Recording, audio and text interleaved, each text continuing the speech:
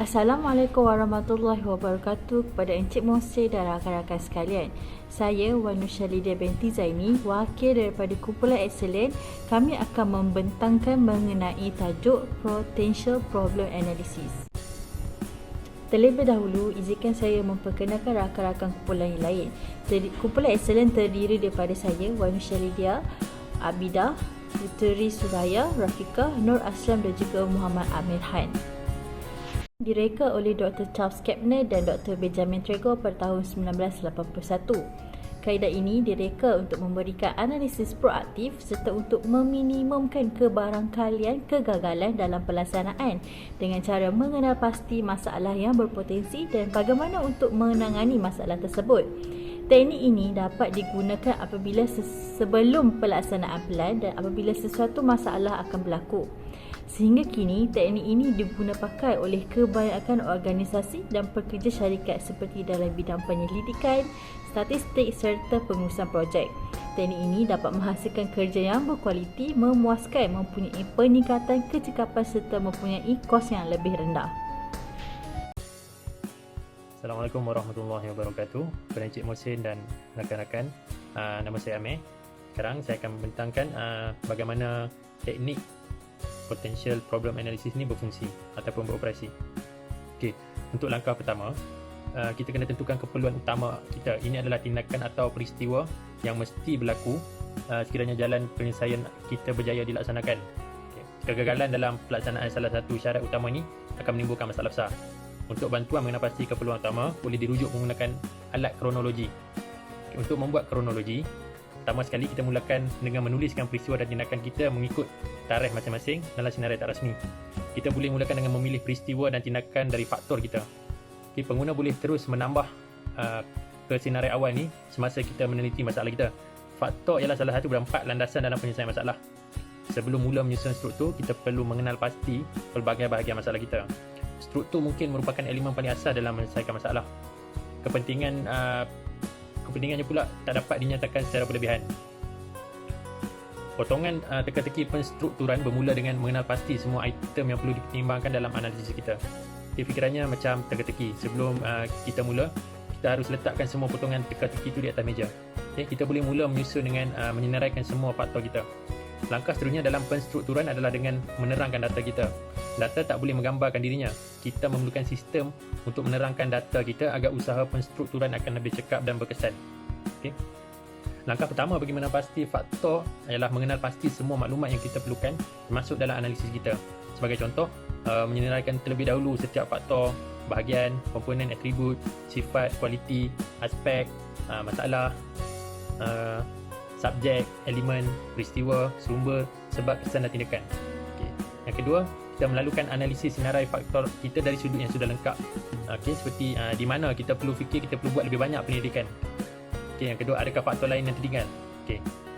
Yang ketiga pula ialah memerhatikan dengan teliti sebarang faktor yang tak dijangka atau tak biasa. Sebagai contoh, A, adakah faktornya akan menjadi sebahagian daripada masalah yang lebih besar?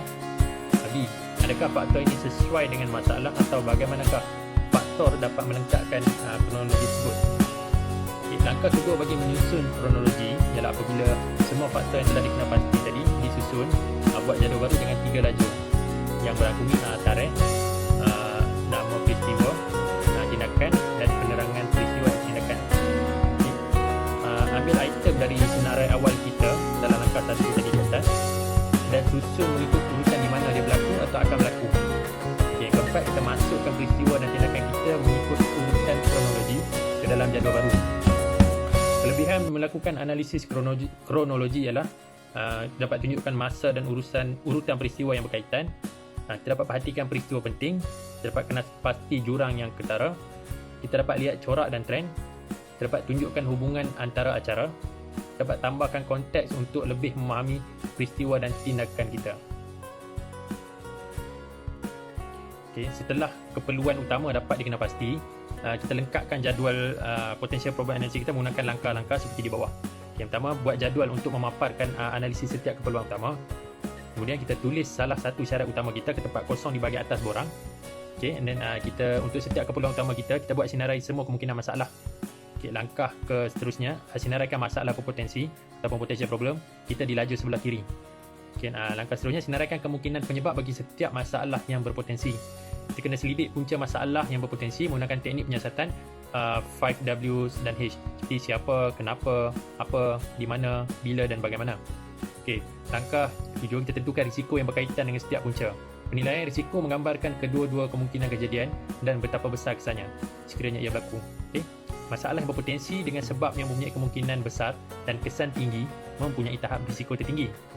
Jadual ini boleh mengandungi pelbagai penerangan risiko dari kasar, tanya tinggi, sederhana dan rendah, hingga pengiraan yang sangat canggih. Okay. Langkah ke-8, kembangkan rancangan tindakan pencegahan dan tentukan risiko yang masih akan berlaku selepas dicegah.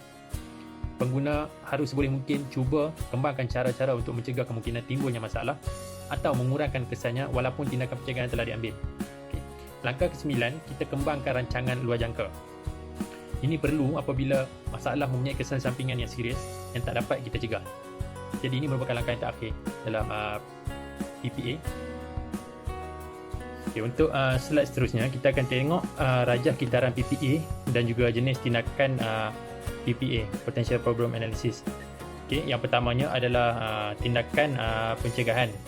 Okay, mengurangkan kebarangkalian atau reduce probability yang diwakili oleh huruf P bagi masalah yang berlaku akan bertindak kemungkinan penyebabnya, tapi kita panggil act against likely cause.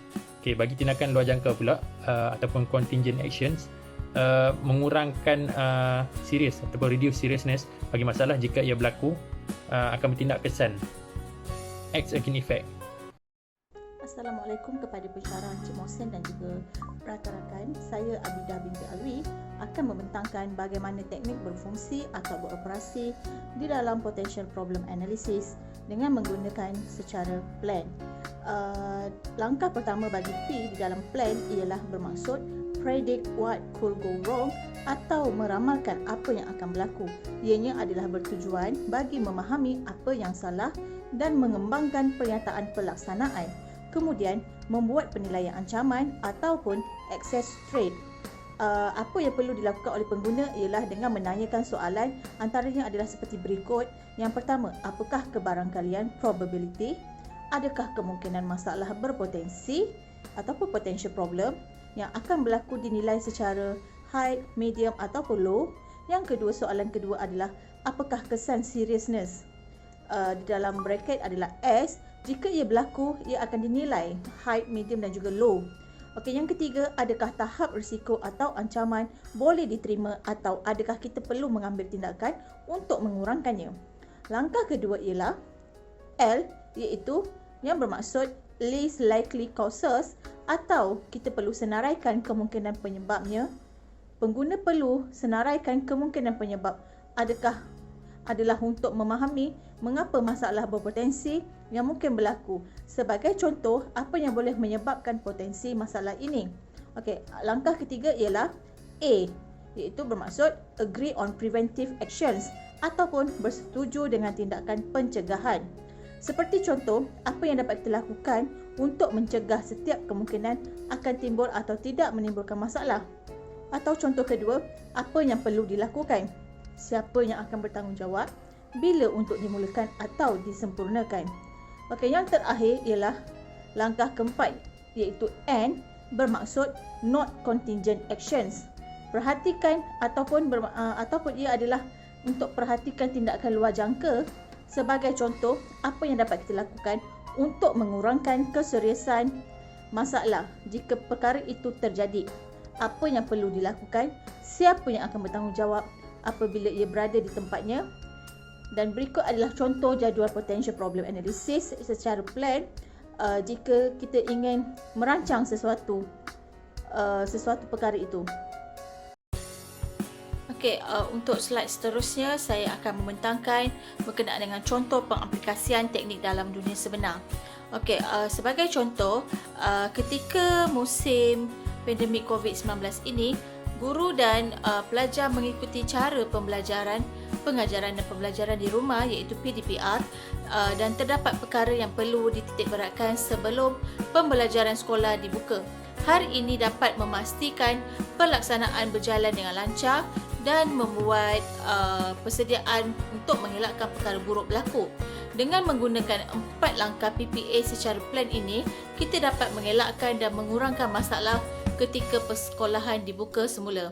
Okey, sebelah ni merupakan jadual yang kita boleh guna pakai apabila membuat 4 langkah PPA secara plan.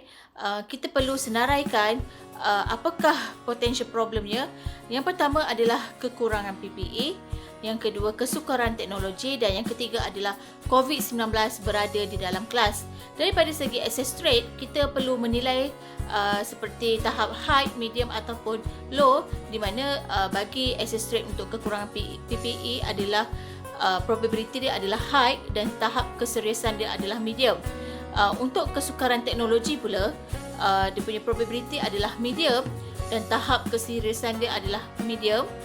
Dan COVID-19 berada di dalam kelas, kemungkinan dia punya probability adalah high dan juga tahap keseriusan adalah high. Okey, likely causes di mana kemungkinan boleh berlakunya guru jatuh sakit, pelajar jatuh sakit dan juga SOP tidak dipatuhi. Untuk di dalam kolom agree on preventive action, hadkan interaksi di mana perjumpaan kaki tangan dalam kumpulan kecil, menguatkuasakan pemakaian pelitup muka dan juga kaki tangan serta pelajar. Daripada segi not contingent action, kita boleh melaksanakan kuarantin dan prosedur sanitasi. Dia punya trigger adalah kes disahkan. Bagi untuk likely causes pelajar jatuh sakit di mana agree on preventive actions, iaitu menguatkuasakan pemakaian pelitup muka, kaki tangan dan juga pelajar. Daripada segi not contingent actions, memaklumkan kepada Jabatan Kesihatan ataupun Task Force COVID-19 untuk pengesahan kontak. Selain pada itu, di dalam agree on preventive action bagi pelajar jatuh sakit, kita juga boleh melaksanakan semua prosedur pembukaan untuk mengurangkan kedatangan pelajar. Okey, untuk SOP yang tidak dipatuhi, kita perlu memastikan bekalan PPE mencukupi, latihan bagi garis panduan di daerah ataupun bagi unit pelajaran guru kaki tangan pelajar. Akhir sekali adalah untuk memastikan guru pelajar dan kaki tangan menandatangani surat persetujuan bagi penguatkuasaan garis panduan ataupun prosedur ini. Okey, glossary, P adalah bermaksud probability, S adalah seriousness, L low, medium dan high, PP adalah personal protective equipment dan SOP adalah standard operating procedure. Baiklah, kita beralih pula ke isi kandungan yang ke-6, contoh pengaplikasian teknik dalam dunia sebenar.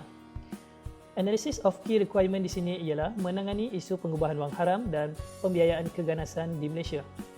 Terdapat 7 perkara di sini iaitu potential problems, possible causes, how likely, degree of impacts, preventive actions to limit risk, residual risk dan yang terakhir contingency plans. Potential problems ialah masalah yang berpotensi, possible causes adalah kemungkinan kepada penyebab, how likely ialah bagaimana tahap risiko, degree of impact adalah tahap kesan, preventive actions adalah langkah pencegahan yang boleh diambil untuk mengurangkan risiko, residual risk adalah sisa risiko yang berbaki dan yang terakhir contingency plans ialah perancangan luar jangka. Potential problems ialah sukar ditangani atau diatasi. Possible causes yang pertama, modus operandi yang licik, faktor luaran sukar dikawal atau dikesan. Tahap risiko di sini adalah tinggi. Tahap kesan adalah aktiviti pengubahan wang haram berleluasa. Jadi langkah pencegahan yang boleh diambil adalah meningkatkan kerjasama antara pelbagai pihak dalam dan luar negara. Residual risk iaitu sisa risiko selepas langkah pencegahan diambil adalah rendah. Contingency plans di sini ialah mengesan dan menangkap Smurf, mule dan beneficial owner. Baiklah, yang nombor 2 pula, possible causes yang kedua ialah kelemahan sistem kawal selia amla, faktor dalaman boleh dikawal. Tahap risiko di sini adalah sederhana. Tahap kesan adalah mencemarkan nama institusi kewangan, seterusnya nama negara.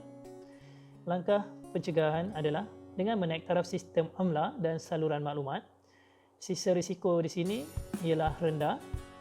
Contingency plans adalah dengan mengeluarkan kos belanja dan menaik taraf sistem amlah dan mewujudkan jabatan khusus amlah mengikut peringkat.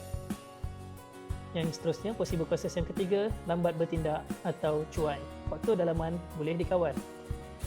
Tahap risiko di sini adalah rendah. Degree of impact mengakibatkan kerugian sekiranya didenda. Langkah pencegahan adalah menyediakan kursus kepada institusi kewangan. Sisa risiko adalah pada tahap minimal, dan contingency plans adalah dengan mengenakan atau menyediakan akta yang boleh mengenakan denda yang bukan sahaja terhadap institusi kewangan tetapi juga terhadap individu yang cuai dalam mempraktikkan garis panduan amlah. Terdapat glosari di sini, terdapat 3 perkara iaitu mule, smurf, beneficial owner. Mule adalah kaldai ataupun orang yang diperalahkan secara sedar atau tidak sedar, yang di mana digunakan identitinya untuk membuka akaun dan diserahkan kad debitnya kepada pihak yang tidak bertanggungjawab untuk mengendalikan transaksi yang haram atau tidak sah. Akaun ini juga dikenali sebagai akaun kaldai atau akaun tumpangan. Smurf ialah orang yang digunakan untuk memecahkan transaksi kecil-kecilan kepada sesuatu akaun, persendirian ataupun syarikat yang telah dibuka secara sah. Dan yang ketiga, beneficial owner adalah penerima manfaat atau lebih dikenali sebagai tuk dalang dalam mengawal aktiviti ini. Saya Rafiqah binti Abdul Hamid bernombor matrik A177977 akan buat sedikit ulasan berkenaan video yang sebelumnya. Okey, yang pertama adalah Bob ni adalah HOD, Head of Department di sebuah syarikat di mana di bahagian production. Jadi masalah yang dia dengan tim dia hadapi adalah dia perlu habiskan atau dia perlu buang segala wastage yang ada dalam company dia.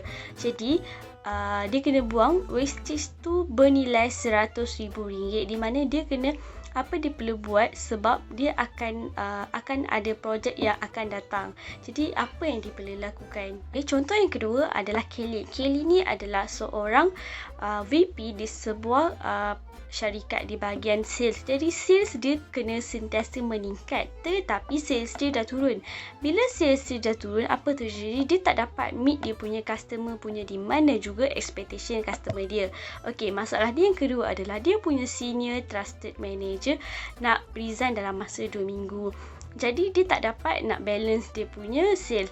So apa masalah yang akan berlaku kepada Bob yang pertama dan juga Kelly yang kedua ni? Mereka terpaksa, punca dia, kesan dia mereka terpaksa nak stay up dekat company dia untuk selesaikan masalah diorang. Yang kedua, bila diorang stay up, diorang akan sakit kepala. Jadi, apa perlu dua individu ni buat untuk mereka selesaikan masalah mereka? Di situlah wujudnya teknik Kapner dan juga Trejo.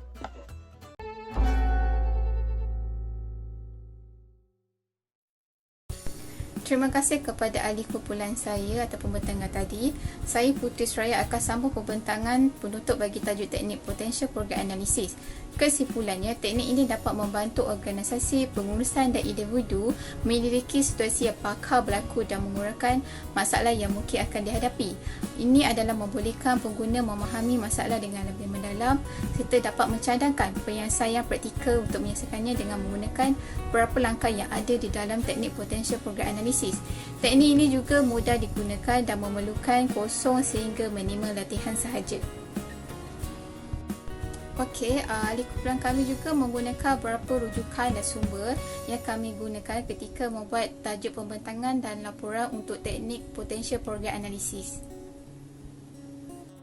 Sekian, terima kasih pembentangan dari ahli kumpulan kami iaitu kumpulan Excellent.